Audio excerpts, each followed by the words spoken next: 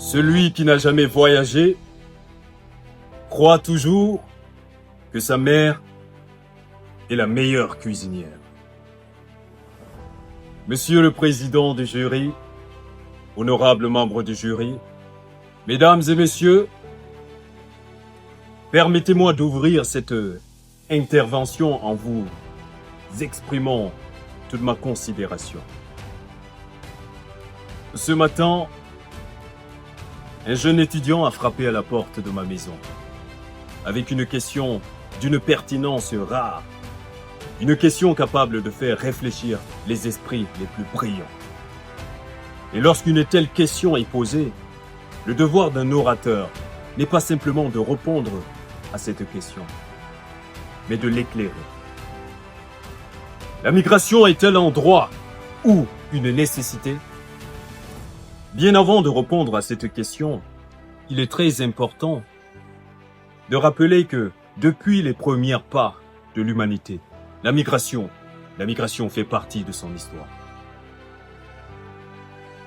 À travers les siècles, les peuples entiers ont quitté leur terre, poussés par l'espoir de trouver un avenir meilleur, la sécurité et la prospérité. Permettez-moi maintenant de partager la conviction qui guide ma pensée. La migration est à la fois un droit fondamental et une obligation pour de nombreuses personnes à travers le monde. Migrer n'est pas simplement un choix, c'est aussi un besoin de survie. Parfois, pour comprendre certaines situations, il faut savoir ou avoir vécu cette situation, ou soit se mettre à la place de l'autre pour comprendre le pourquoi. On va faire simple. Aujourd'hui, je vois qu'il y a beaucoup de personnes réunies ce soir, très intéressées à cette grande finale d'art oratoire. Mais imaginez qu'une bombe explose tout juste à côté. Boum! Suivi des coups de feu. Je vous assure que dans cette salle, il y aura un scénario de film à la Jack Bauer, où chaque minute, chaque seconde sera comptée pour chacun. Et si par mégarde quelqu'un proche de la porte ose dire « Bedouara, ils arrivent !»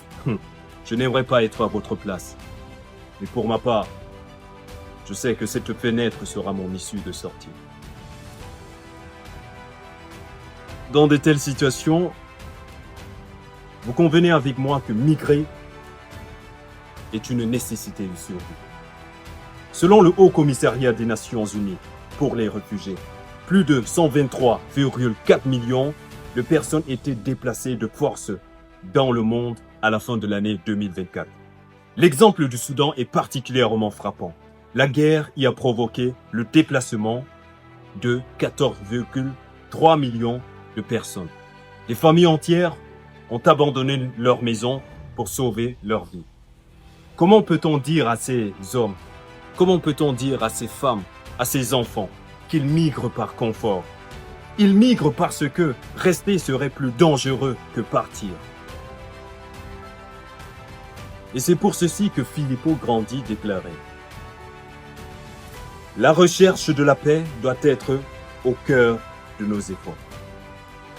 Comprenons également que la migration contribue au développement du pays d'origine et d'accueil. On présente souvent les migrants comme un problème. Or, ils ne sont pas un problème. Au contraire, ils sont une richesse. Selon la Banque mondiale, les migrants ont envoyé en 2024 environ 685 millions de dollars vers les pays à faible revenu.